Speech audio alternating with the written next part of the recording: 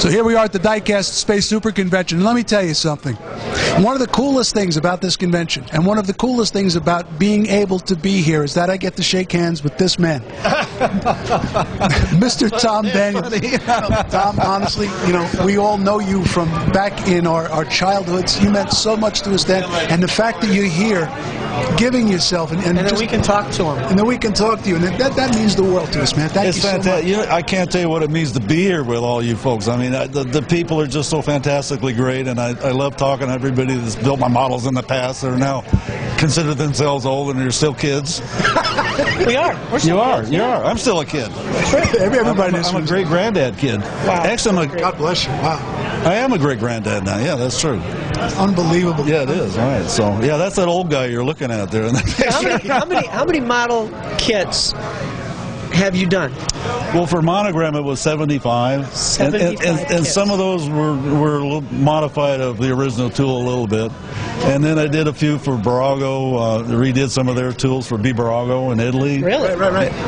And then, of course, there's been some testers, and I'm trying to think who else. Anyway, there's been just about everybody in the model business. Wow. And how many Hot Wheels? Mattel. I know how many. Right. But how many castings have you done that became Hot Wheels? Well, actually, the original 5 or 6 they did, I had anything to do with. For instance, I didn't know that somebody was going to put fenders on the Red Baron. Well, I know who did it. But at that time, I was into model design. I mean, you know, Hot Wheels, hot what? You know, I could care less. So I didn't pay much attention. So, but when Mattel spun off Monogram after they bought them, then there were no new Hot Wheels until this year. There'll be a brand new Hot Wheel, Tom Daniel Hot Wheel, this year. What is it? It's secret. I can't tell you. No, it's all new. Yeah. And I don't even know. No, so. no. And it'll be out, they tell me it'll be out the 1st of December, which happens to be my birthday. So That's great. That'll be the release date. So we've got the paddy wagon.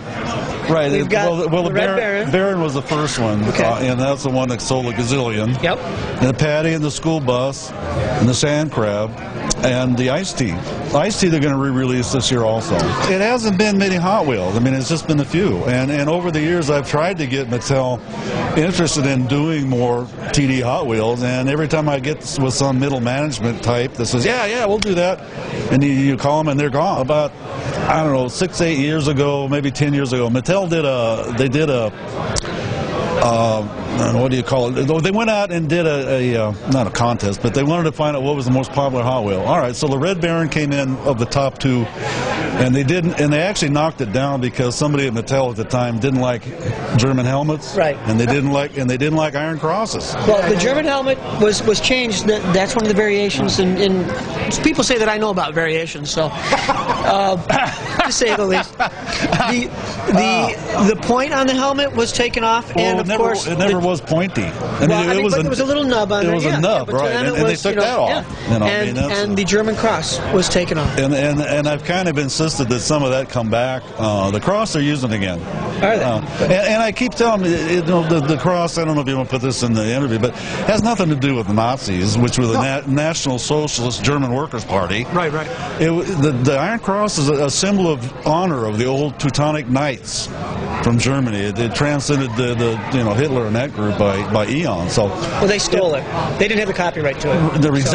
Exactly. So there's nothing wrong with it. It's a symbol of heroism, basically, and strength. So, and then top of that, everybody liked it. Surfers loved it. Sure. Guys like Roth made it famous. And Dennis is doing the same. So that's kind of the story on that. But it was fun. I'm glad that we've got this new one coming, and if it sells at all, I'm sure they're going to want to do some more. So.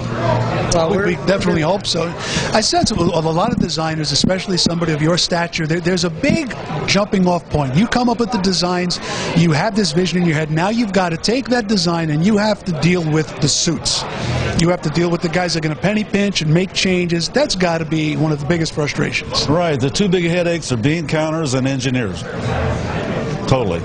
Especially the bean counters. But unfortunately, I've been able to work with them or around them over the years. I mean, through Monogram and back in those days, I mean, everything went like clockwork. I mean, I think there was probably only over that whole time maybe a couple of designs I didn't do. I did a motorcycle officer. What the hell do I call that? Anyway, that one they rejected. It was highway patrol, and I had tattoos on him, and mom, and training wheels on the bike. And they showed it to the highway patrol, and they said, "No, we don't like that." So, but it's been fun. It's been a lot of fun. Fantastic. You did the bat bike, the bat cycle, also, right? That the concept was actually Danny Dembski. I don't know if you remember the name, and Dick Corky's. They both worked for Barris, like everybody, except for me. They worked for Barris Shop for a while, and Dan came up with the idea for the bat cycle, and then they came to me to do the design work, and then they fabricated it, and then it went on. Who knew? That was one of those who knew things, like the Munster Coach and Dragula. Who knew? Icons. Icons of our childhood. Well, that's the amazing thing about this convention, about Tom being here. It's like all of these cars that we remember that got us into the hobby, and to sit here and to have the access to you to be able to talk about it, and it's amazing, and it just shows that there is love, there's passion beneath all of it. It is. The fact that these things are still selling 4 decades and more, I mean, it blows me away. And then on top of that, the young talent, the Chip Fooses and all the guys coming up behind him. I mean, just hot stuff coming up. So it's great. I get email all the time from people that it makes me feel so good that they've gone on to a career either in custom car building or in models or design. I mean, something along the line, and they say, hey, it was your stuff that got me going, and fantastic. Makes you feel good, doesn't it? Oh man, I mean, it puts a smile on my old mug. Tom, many, many more years, man. Thank you. Thank you so much. This has been great. Always good to see you. Fantastic. Thank you, Tom.